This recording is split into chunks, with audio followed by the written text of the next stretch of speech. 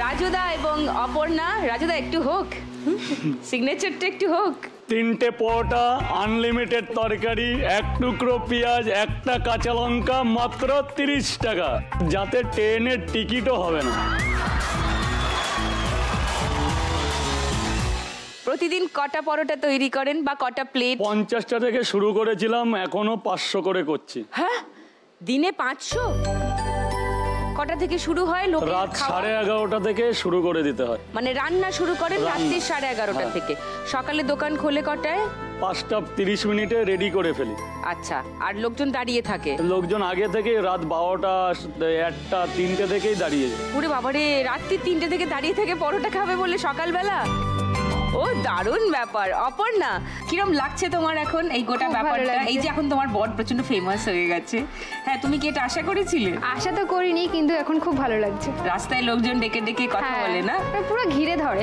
Selfie তো automatic. Selfie ভীষণ। সব রান্না বান্না অপর্ণা তুমিই করো? না না, তাহলে পরিবারের সবাই মিলেই করি। মানে কারা কারা? আমি, আমার শাশুড়ি মা, শ্বশুর মশাই, তারপর ননদরা যখন আসে তখন ওরাও সাহায্য করে। খাবারের তো একটা ধরন হয় যেটা মানুষ খেতে আসে, হাত পাল্টে গেলে তো খাবারের টেস্টও পাল্টে যাবে। না না না, বাইরের কেউ পারবে না অভিজ্ঞতা না থাকলে। আর যে পরোটার যে সফটনেসটা ব্যাপার থাকে সেটা এই আনতে পারবে শুধু। ওটা হাতের গুণ। রাজুদার হাতের গুণ কি? ভাজার মাধ্যমে। এটা হচ্ছে অয়েল ফ্রি। অনেকে বলে কিছু দেওয়া হয়, কিছুই না। ময়দা, জল আর লবণ, একটু চিনি, একটু সরষের তেল দিয়ে জল দিয়ে ভালো করে মেখে ভালো সুতের কাপড়ে ঢেকে একটা ঠান্ডা জায়গায় রেখে দিতে হয় যাতে ময়দাটা সফট থাকে। রাইট। এবার ওই ময়দাটাকে 500খানা পিস করতে হয়। ওটাকে আবার দুজন মিলে 500 পিস বেলতে হয়। ওরে বাবারে! দুজন বেলবে, আমি ভাজবো। আর পরোটাটাকে আপনি যেরকম করবেন সেরকমই হবে, মানে অলরেডি পকেটে ঢুকে যাবে, যার নাম পকেট পরোটা। ওরে জিও। অপর্ণা, তুমি যদি আজকের এই খেলা থেকে 1 লাখ টাকা যেত, তোমার কোন স্বপ্ন পূরণ করতে চাইবে? আমার একটা ঘর করতে। 1 লাখ টাকায় তো হবে না, 1 লাখ টাকার সঙ্গে আরো কিছু দিয়ে একটা রুম ঘর করতে চাই।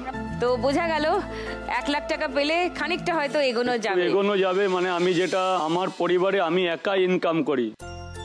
একটা সময় ছিল যে বাড়ি থেকে মুড়ি নিয়ে আমি ক্যাটারারের কাজে যেতাম। সেই সূত্র থেকে আমার 50টা পরোটা নিয়ে কোনো একদিন কলকাতা গেছিলাম। 14 বছরের জার্নি, কম বেশি সুখ, মানে সব কিছু নিয়েই জীবন। এবার যে রুম দুটো খুবই ছোট, মা বাবা বাইরে এসেই আমার খুব খারাপ লাগে। আমরা একটা আইডিয়া করেছি, এটা যদি করতে পারি তো আমরা একটা রুম করব যেখানে